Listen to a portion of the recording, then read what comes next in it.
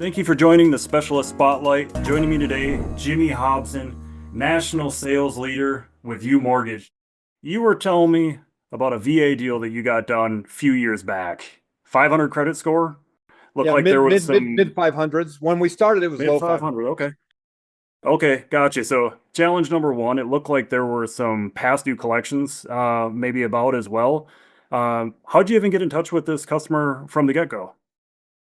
So I'm part of the group, the community online, Veta VA. Many of you guys that are watching or this will know Veta VA. Been part of that from the beginning. Second person to pass the testing, and so she came to me through Veta VA and found me because I'm in Utah, and I was at the time I was the only one licensed in Utah to do loans as one of their partners, and that's how she came across me.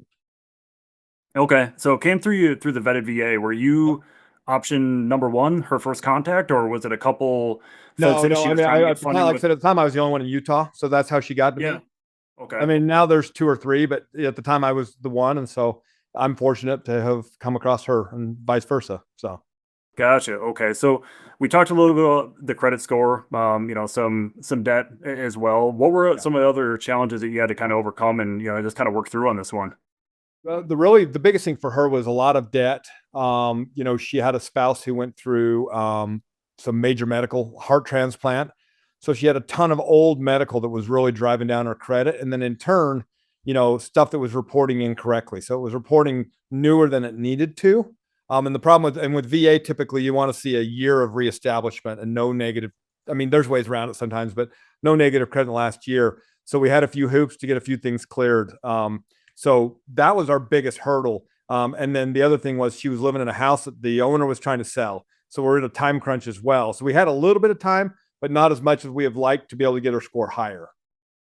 Gotcha. Okay. So Yep. when it was all said and done, sounded like you were able to, get it through. Yep. How long did it, kind of take from, just from introduction So to, probably two or three full months to closing? really get her credit cleaned, to get a few Yeah. things removed that we needed off there, just to try to boost her score. Just because when you're under 580, I mean the fees and stuff on rates are terrible. So we wanted to get her a little higher.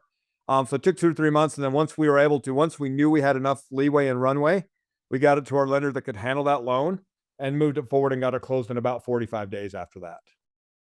Awesome. Okay. So introduced you with the vetted VA. Yep. What's the relationship like now with that customer? Have you So been able to do some yeah, repeat so stuff? Are this you the ultimate referral source, or what does that Yeah, look so like? last year she reached out. We were able to a cash out refi to pay off some additional debts and give her some money to, buy like an investment property and a few other things. I mean, the house is appreciated enough that literally even at 90% cash out to the threshold, I think she probably had 200 grand equity over what she bought it for. So it was super exciting for her.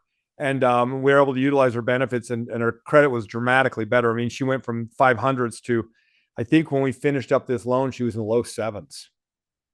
Okay, that's awesome to hear. So, any advice out there for fellow brokers, originators who maybe are working through similar challenge, maybe not as familiar with VA, but I mean just have been kind of running into the oh yeah, I'm dealing with a credit score in the mid low 500s and just kind of some obstacles up front. I mean, any advice that you kind of have for with persistence, patience, or anything there?